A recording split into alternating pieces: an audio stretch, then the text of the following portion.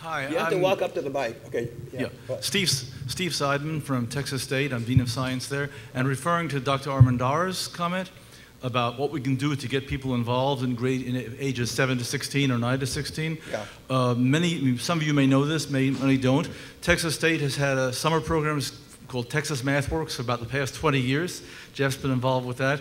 We send our students to the best universities in the country and on to graduate school, and what's more, we make a major effort to make sure that large numbers of our students in these programs come from the Rio Grande Valley, for example, from El Paso. And if anyone wants to learn more about Texas MathWorks, they can talk to me or to Jeff. Thank you. I was on a committee recently at NSF selecting scholars for some science thing. Everybody that was picked had been involved in science by the age of 10. Everybody. Okay? You know, I didn't know what science was at the age of 10. Jim? Richard, you know, I have these few programs. I try. But I'll tell you what I think about sometimes. I wonder, would it be better to just take the money that I spend on these programs and work with the parents? I mean, to see a home different, how much effect does that have? I think it's an incredibly good statement. See, for years, when I grew up in the 60s, you blame the system. Okay, you don't blame the victim, the people. Today, we don't talk about culture, but yet I will. Culture, Jim, is incredibly important. I mean, just look at the difference between the Asian, 35% of new immigrants in Texas are Asian, 40% are Hispanic. Culture is an incredibly thing. Parents is an incredibly important thing. It may be that what you're saying is absolutely correct, okay? Certainly people would say we have to do both. But parents, my mother, 3rd grade education, but boy did she believe in education. I used to say, Mom, what are you talking about? A sister who went to Stanford, a brother who went to Yale, I went to UCLA, and my mother went to the 3rd grade, okay? Absolutely, absolutely. I want to add something. Yeah.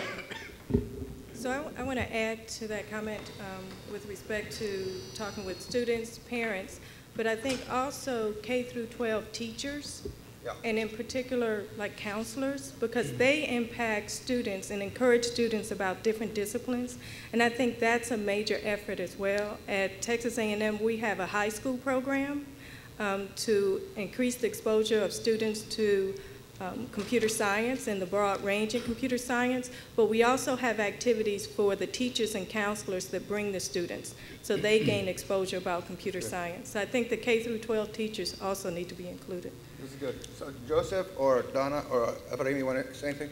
Yeah, I wanted to just make a comment because I know that there are lots of programs out there, and the point that I was making is that there is no organized effort to bring these together, to create pipelines, to create partnerships where institutions can really know where their students are coming from and expect those students and work with those students and mentor them. And it has to be a continuous process. I think if you listen to what Joseph has spoke about, there's that continuous reinforcement and mentorship that continues through entire academic career, and that's what is needed.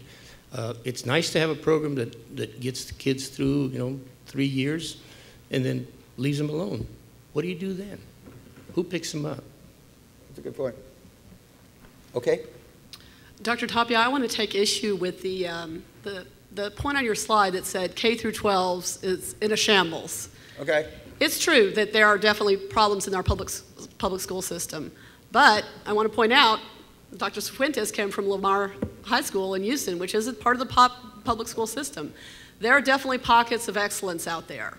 And I think it's really important to remember that there are good things that are going on in our public school system.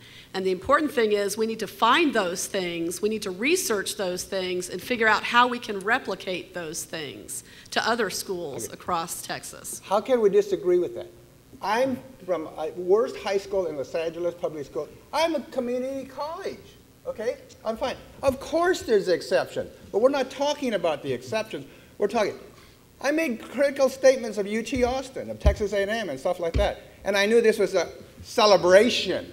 But my celebration is to talk about the reality of it. And I mean, in K-12 right now, in terms of the students that I deal with in Houston, there are exceptions. Public education, public education.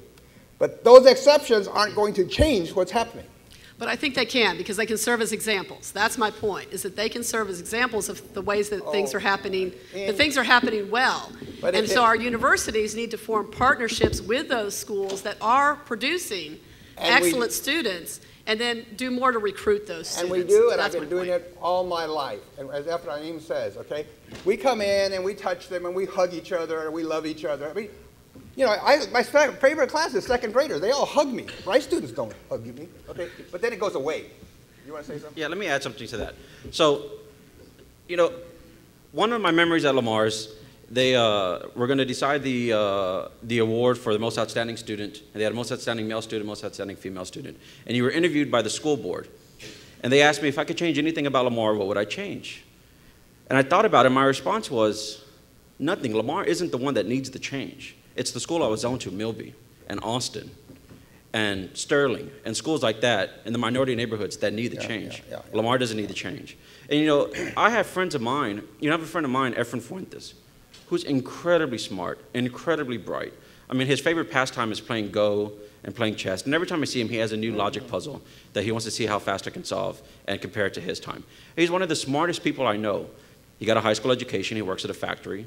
He has a family. No one ever told him he was exceptional. He didn't. And the big difference is when I went to Lamar High School, my preparation was for college, whereas a lot of my friends who went to other high schools, their preparation was for the TOS test. And that's a big difference in my education and their education at the time that I went to high school. Your point is well taken. Thank you. Okay.